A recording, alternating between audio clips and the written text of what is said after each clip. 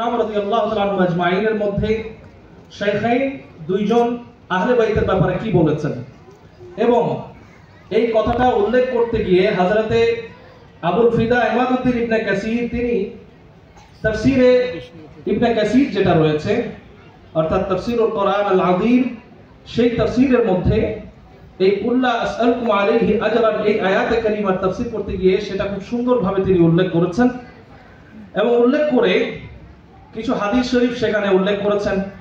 সেই হাদিস শরীফগুলো তুলে ধরব। শাইখাইনের প্রথম হচ্ছে হযরতে আবু বকর সিদ্দিক রাদিয়াল্লাহু তাআলা আনহু। তিনি আহলে বাইত আলাইহিমুস সালামের ব্যাপারে বলতে গিয়ে সাহাবায়ে কেরামদেরকে বলেছেন যে উরকুবু মুহাম্মাদান ফি আহলি বাইতিহি, তোমরা যদি রাসূলে পাকের হায়াতে মুবারাকার জাহেরিতে যদি তোমরা রাসূলে পাকের সন্তুষ্টি তলব করতা, যেভাবে খুশি করতা, রাজি করতা, তোমাদের কাছে আরেকটা পথ রয়েছে। রাসূলে পাকের এই জাহির হায়াত মুবারক থেকে পর্দা করার পরেও রাসূলে পাকের রেজামন্দি তো আল্লাহর রেজামন্দি, রাসূলে পাকের রাজি তো আল্লাহর রাজি। তো তোমরা কিভাবে রাজি করবা? এই প্যাটার্ন, এই সিস্টেমটা আমি বলে দিচ্ছি যে তোমরা বেশি বেশি আহলে বাইতের প্রতি মহব্বত করো। পড়েন না সুবহানাল্লাহ। দুই নম্বর বিষয়, قال আবু বকর সিদ্দিক রাদিয়াল্লাহু তাআলা আনহু লিআলী, হযরতে মাওলা আলী আলাইহিস সালামকে উল্লেখ করে হযরত আবু বকর সিদ্দিক রাদিয়াল্লাহু তাআলা আনহু বলছেন, ওয়াল্লাযী নাফসি বিয়াদিহি লাকারাবাতু রাসূলিল্লাহি সাল্লাল্লাহু আলাইহি ওয়া আলিহি ওয়া সাল্লামা আন আহাব্বু ইলাইয়া আন আসিলা মিন কারাবাতি। তিনি বলেছেন যে আল্লাহর কসম, আমি আবু বকরের কাছে আমার গোটা পরিবারের থেকে, ভালোবাসার থেকে, মহব্বতের থেকে আমার বেশি পছন্দ আপনি আহলে বাইতের মহব্বত করা। পড়েন না সুবহানাল্লাহ। এই কথাগুলো কেন বলছি সেটাও বলবো। হযরতে আবু বকর সিদ্দিক রাদিয়াল্লাহু তাআলা আনহু খাতুনে জান্নাতের রেজামন্দির জন্য তিনি বলেছেন, ইন্নী তারাকতুদ দারা ওয়াল মালা ওয়াল আশিরা ওয়াল আহলা লিইবতিগা মারদাতিল্লাহি ওয়া ইবতিগা রাসূলিহি ওয়া ইবতিগা মারদাতিকুম। সেই জায়গায় হযরতে মাওলা আলী আলাইহিস সালাম ছিলেন, খাতুনে জান্নাত ছিলেন, হাসাইনে কারিমাইন ছিলেন। হযরতে আবু বকর সিদ্দিকের আদর্শ হচ্ছে এটা, তিনি আমাদেরকে আদর্শ শিক্ষা দিচ্ছেন এবং আমাদেরকে ফাজাইল এভাবেই শিক্ষা দিচ্ছেন যে যদি ঈমান নিয়ে কবরে যেতে হয়, যদি ঈমান নিয়ে বাঁচতে হয়, তাহলে তিনটা সন্তুষ্টির প্রয়োজন আছে। যে তিনটা প্যাটার্নের মধ্যে ঈমান গাথা, ইসলাম গাথা, কোরআন গাথা, তরিকত গাথা, বেলায়েত গাথা, সব গাথা, এই তিন প্যাটার্নের মধ্যে একটা হচ্ছে আল্লাহর সন্তুষ্টি, দুই নম্বরে রাসূলের সন্তুষ্টি, তিন নম্বরে আহলে বাইতের সন্তুষ্টি। জোরে বলি সুবহানাল্লাহ। আহলে বাইতের সন্তুষ্টি মিলবে তো রাসূলের মিলবে, রাসূলে পাকের মিলবে তো আল্লাহর মিলবে।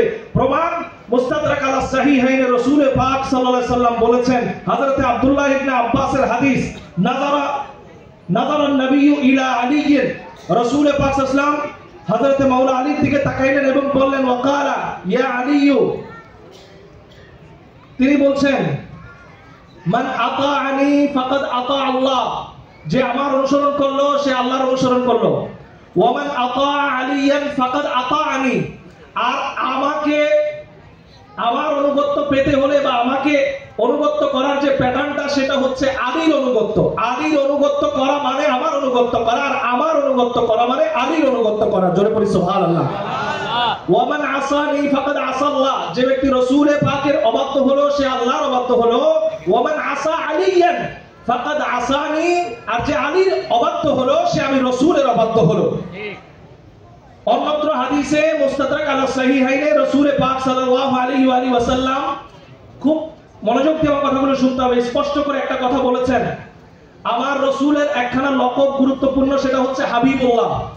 রাসূলে পাকের এই হাবিবুল্লাহ লকব রাসূলে পাক সাল্লাল্লাহু আলাইহি ওয়াসাল্লাম বলেছেন, ইন্নী লাত্তাখাযতু খালিলান ফিল আরদি।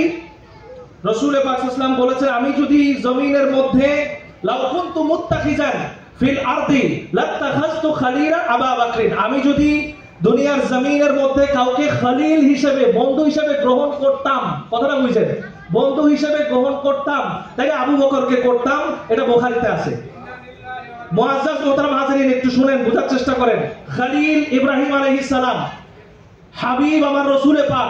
এবার দেখেন রসুলে পাক বলছেন, আমার এই হাবিব, আমি এই লকবটা আমার উম্মতের তাকেই আমি হাদিয়া দিব।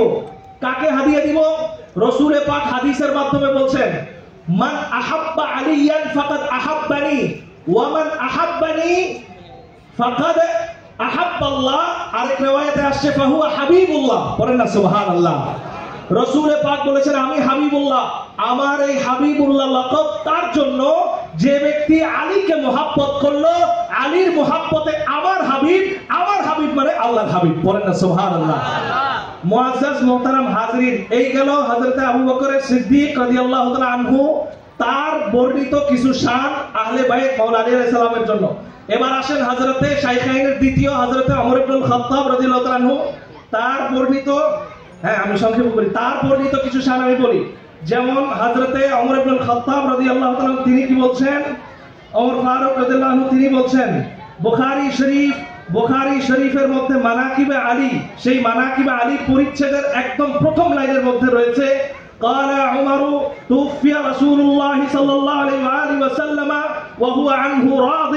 তিনি বলছেন আমাদের আসহাবে ইকরামের মধ্যে একদম ফার্স্ট টু লাস্ট নিরঙ্কুশ রাসূলে পাক সাল্লাল্লাহু আলাইহি যার উপরে পরিপূর্ণ সন্তুষ্ট ছিলেন তিনি হচ্ছেন আলী ইবনে আবি তালিব আলাইহিস সালাম। সুবহানাল্লাহ। পড়েন, আমাদের কথা না, হযরত ওমর ফারুকের কথা।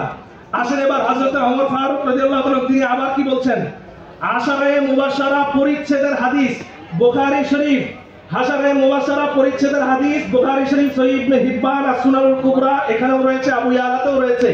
কি বলছেন, কালা উমরু মা আহাদুন আহাক্কু বিহাদাল আমরি মিন হাউলাইন নাফরি আল্লাযী তুফিয়া রাসূলুল্লাহি ওয়া হুম আনহুম রাদিন ফাসাম্মা আলিয়ান।